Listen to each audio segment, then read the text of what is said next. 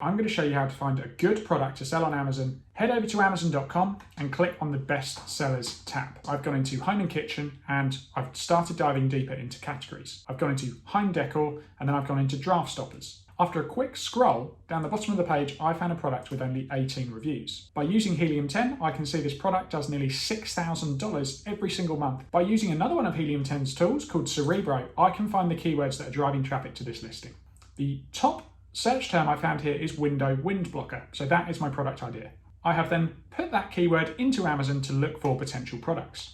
And here I can find the snake door draft stopper example that we found earlier on. By simply clicking on the source on Alibaba.com button, I've very quickly found a potential supplier for this product. They're saying we could get this for between $1 and $2 for every single unit. We can resell this on Amazon for $13.99. If you're interested in the software I use, you can get a discount in the description below. If you want to learn more, make sure you subscribe to the YouTube channel.